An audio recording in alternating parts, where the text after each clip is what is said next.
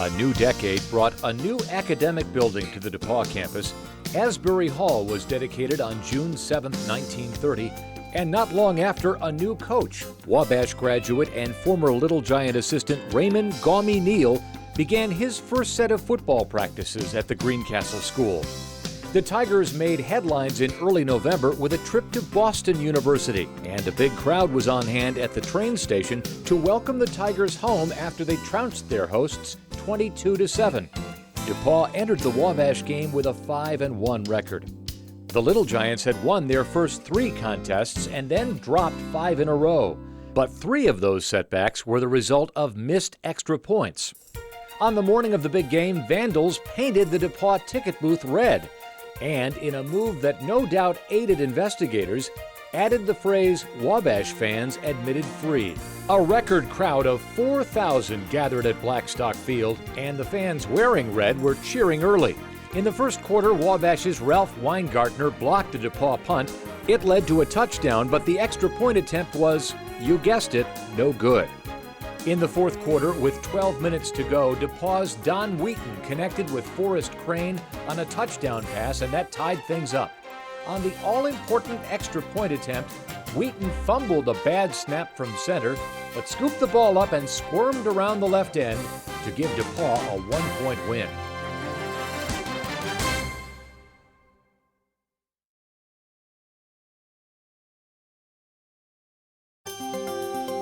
In the 1931 renewal of this rivalry, Wabash, led by future school Hall of Famers Harry "Red" Varner and Gary Vinroot, came in with a 3-4-1 record and hopes of ending the season on a high note. The Tiger faithful made their way to Crawfordsville, some by bus, others in what amounted to billboards on wheels. And the crowd witnessed a defensive struggle. Over the course of the afternoon, the teams punted 11 times each.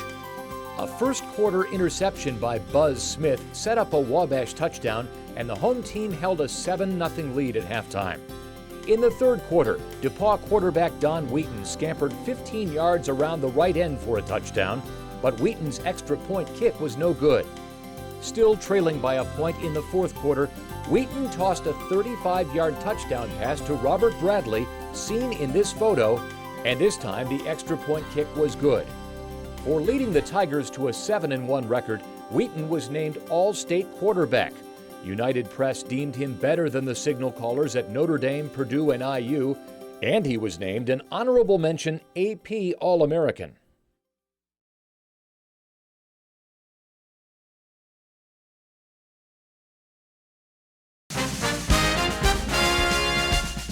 "42 years after DePauw and Wabash first met on the football field, the rivalry marched forward with a new prize. In 1932, the Chicago, Indianapolis, and Louisville Railroad Company, also known as the Monon, donated one of its locomotive bells, which would, from this year forward, go to the winner of the annual game. The day before the contest, an article in the DePauw, which you can see in the left margin of this picture, called the new trophy the Victory Bell.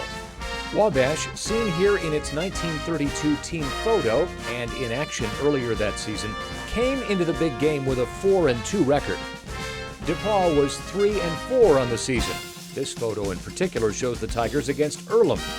As you can see from DePauw's 1932 schedule, as well as the program, game day was also Dad's Day. After a week of snow and cold weather which forced the teams to practice indoors, Blackstock Field was streaked with frozen mud and ice, and the footing was treacherous. In fact, crews worked 2 days straight clearing 12 inches of snow.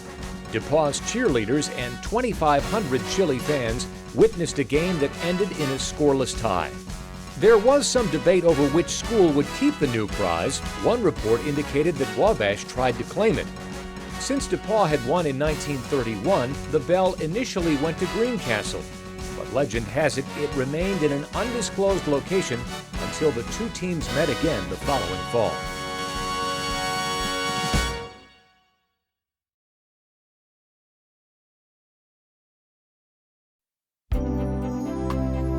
Students of football history know this was a team for the ages. The 1933 DePauw Tigers were the nation's last college football team to complete a season undefeated, untied, and unscored upon.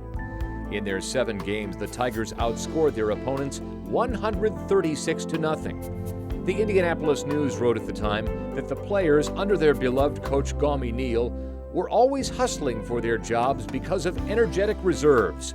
Here was a thoroughly amateur college football team having a lot of fun Saturday after Saturday.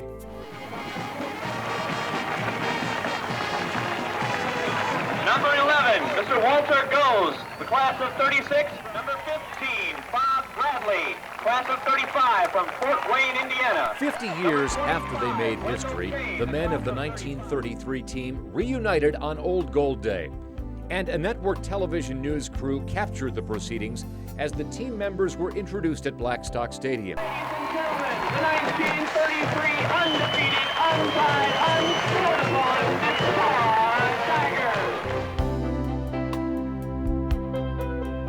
upon They also gathered at the university's new athletic center, which they raised nearly $3 million to help build in honor of their coach, a Wabash graduate, whose name graces the field house. The secret of the team was we didn't have any professionals. We were all out there to have fun.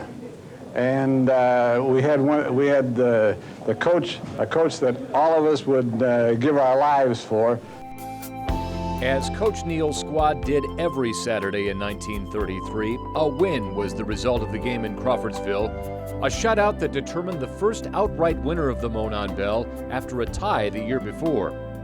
These Tigers sealed their legend with a 14-0 triumph.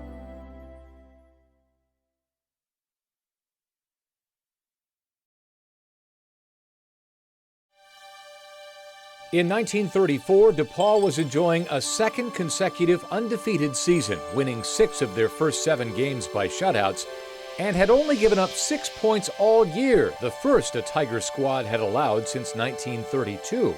As the legendary Professor Henry B. Longden prepared for his retirement, DePauw students cheered victory after victory and decorated their living units for Old Gold Day.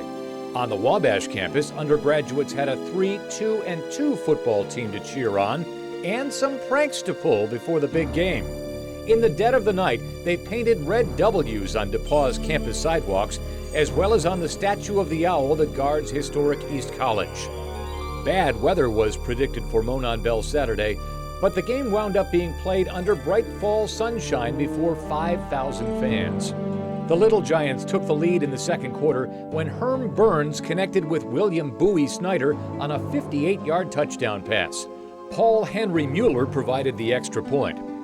In the fourth quarter, DePauw's Bob Fribley, seen in this photo from the game, scored from 4 yards out. But his attempt to run the ball in for the extra point was stopped short.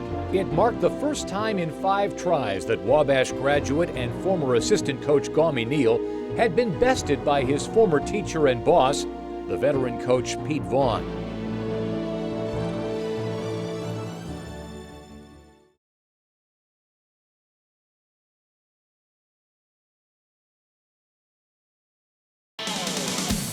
In the 1930s, a rite of passage for Wabash men was the burning of the pots.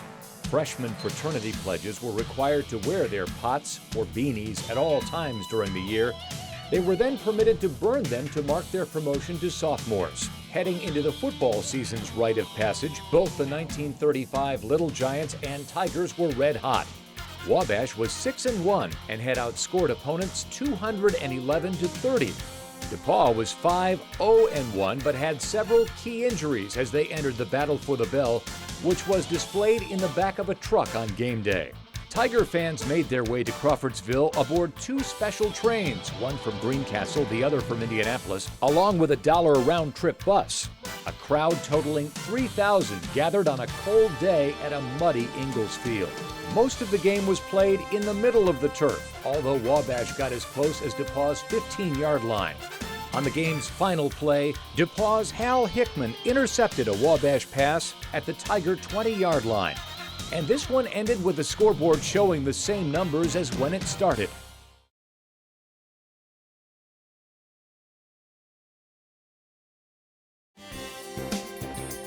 As Wabash students looked forward to the 1936 version of their football rivalry with DePauw, they had plenty of reason for optimism. The Little Giants were 6-1 with their lone defeat and 8-7 loss to Butler. To the south, there wasn't a whole lot for the Tiger Band or any fans to beat the drum over. 3 wins, 2 losses, and 2 ties were on the Tigers' ledger before the season-ending game. A Monon Bell advertisement promised a game of thrills for a $1.10 bleacher seat that would have bought 11 gallons of gasoline back then. On this day, 3 men made sure the Bell would remain at Wabash. Sophomore quarterback William Pack threw 2 touchdown passes to senior Lenny Wolf, and John White returned a punt 88 yards for a score. Wabash students were rewarded for the win with an extra day tacked on to Thanksgiving break.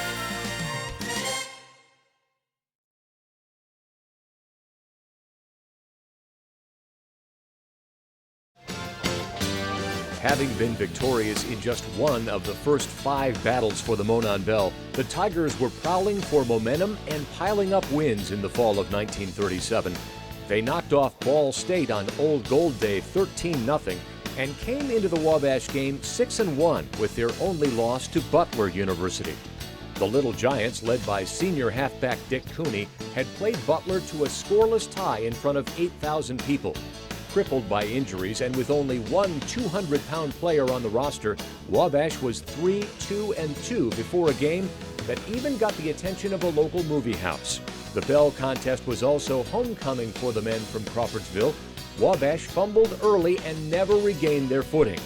Led by Captain Jack Oswald, DePauw scored 1 touchdown in each of the first 3 quarters and added 2 in the final stanza. The result was the rivalry's biggest margin of victory in 25 years.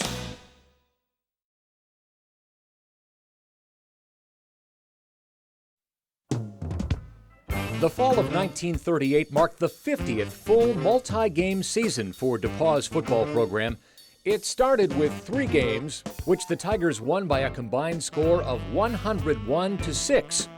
This vintage film archives the October 1st, 1938 dismantling of Evansville. The Tigers logged some impressive scores in this game, which the home team won 41-0. The DePauw band and fans marched through the streets of downtown Indianapolis before the Butler game, which began a parade of 3 losses for the Black and Gold. A win over Earlham made the Tigers 4-3 before the big annual grudge match. Wabash, on the other hand, was 1-5-1. The Little Giants scored just 8 points in their first 6 games. The week before the Bell battle, they logged their first victory, a 32-14 triumph over Rose Poly. On the bright side, the Crawfordsville campus's newest addition, Goodrich Hall, opened. It boasted modern facilities for the teaching of physics and chemistry. On Monon Saturday, Elmer Botkin, who played center for the Tigers in 1889, returned a half-century later to see what this game was all about. A Wabash fumble at their own 45-yard line led to the contest's only scoring drive, culminating in a 2-yard scamper around the left end by the Tigers' Johnny Scott. DePauw amassed 258 yards from scrimmage on the day to the Little Giants' 95 and had 14 first downs compared to 3. Joe Barr, who later became U.S. Treasury Secretary, posed with the winner's bounty after this one was over.